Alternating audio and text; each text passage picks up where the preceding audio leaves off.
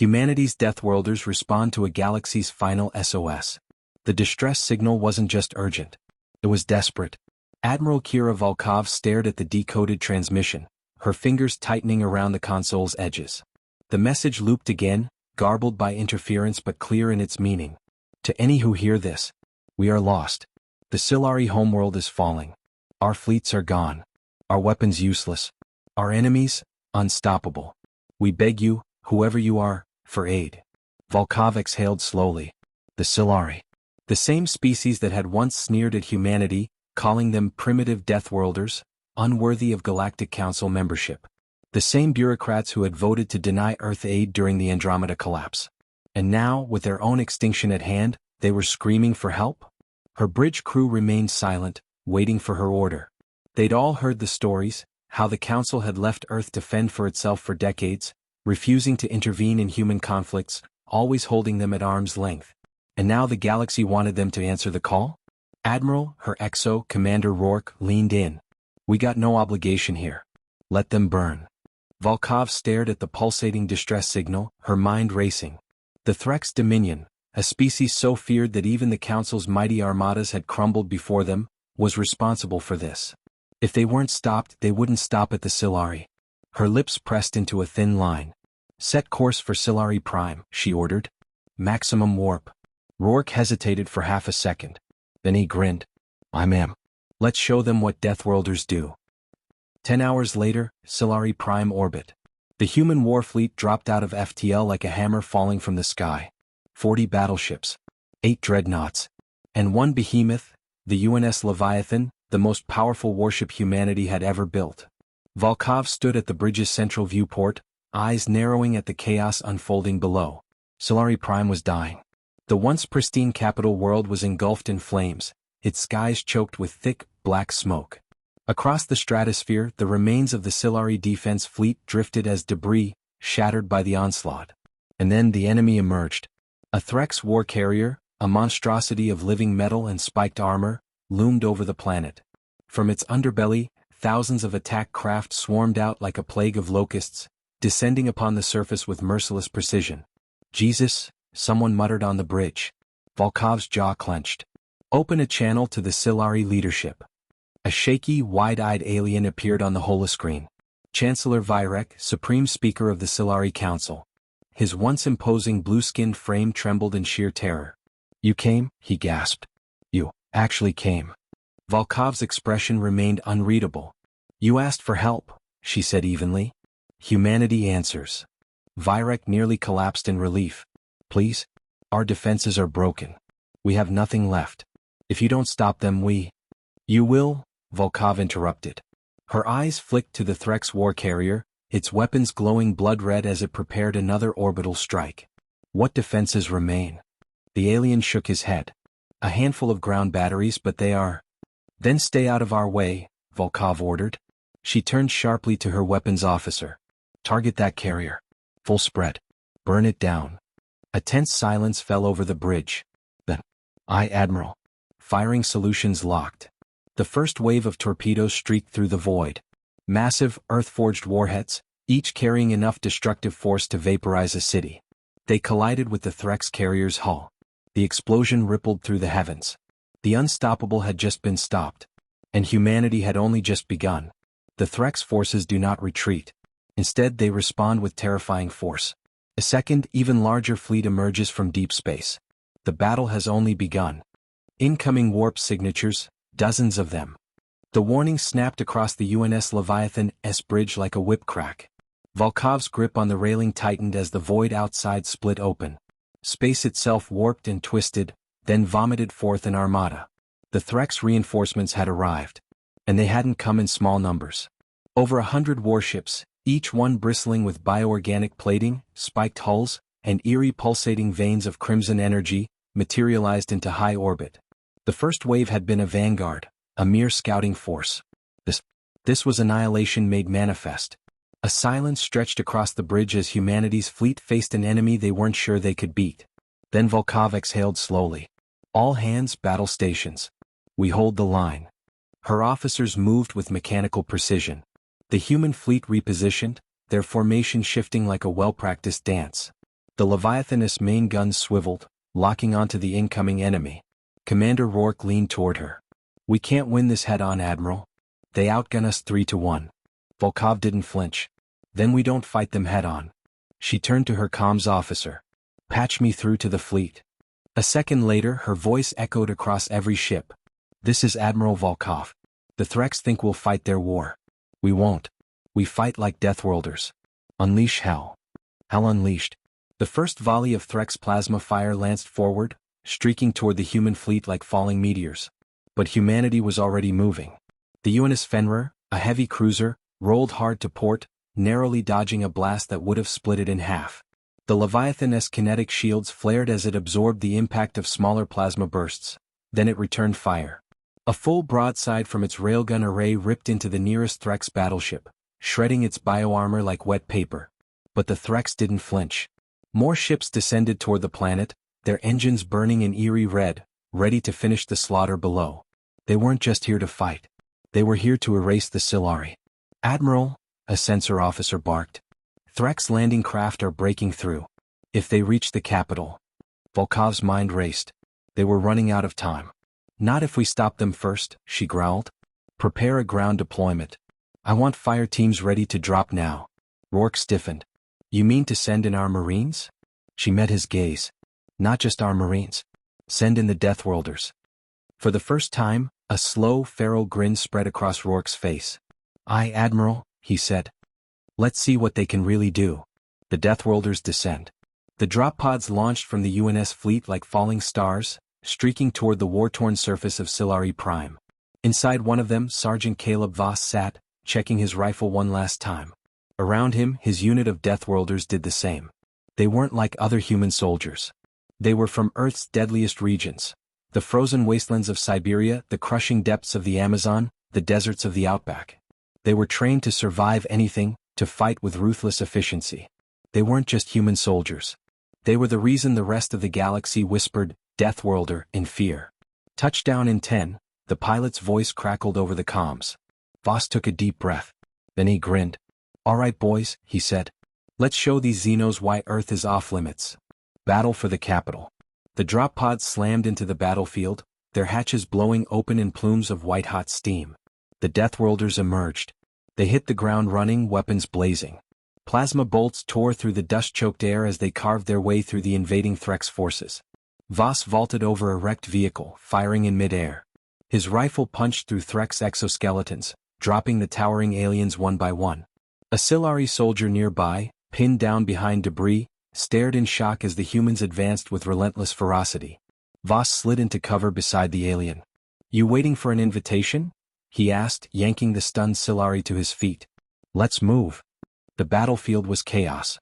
Threx warbeasts, massive, armored quadrupeds with blade-like limbs, charged toward the human line.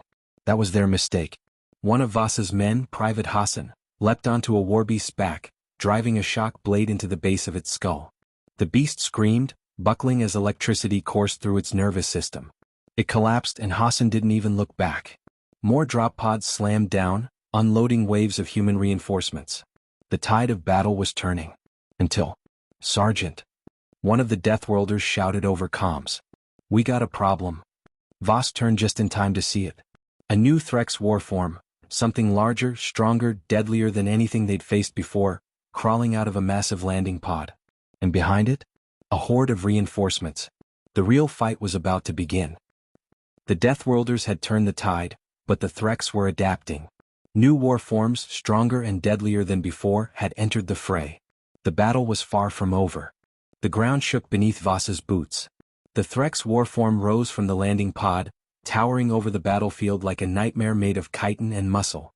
Its 6 crimson eyes glowed with intelligence, not a mindless beast, but a predator that understood its prey. It sniffed the air, mandibles clicking, then let out a roar that sent a shockwave of pure force across the battlefield. Voss gritted his teeth. This thing was new. It wasn't part of the Threx forces they'd fought before. His HUD scanned it, but the readout flickered with nothing but errors. "That's not in our database," muttered Hassan beside him, tightening his grip on his rifle. "No shit," Voss growled. "But we kill it anyway." Then the Threx behemoth charged. The monster in the battlefield. It moved fast, too fast for something so massive. In 2 thunderous strides, it crossed the battlefield and slammed into the first group of Marines. Bodies flew.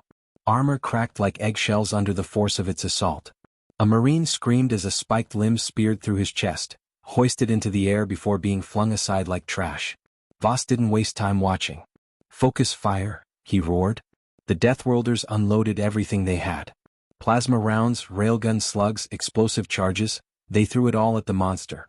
It shrieked, its armor burning and cracking under the onslaught, but it didn't stop. Instead, it adapted. The glowing veins along its body pulsed, its armor thickening, hardening, absorbing the impacts. And then, it retaliated.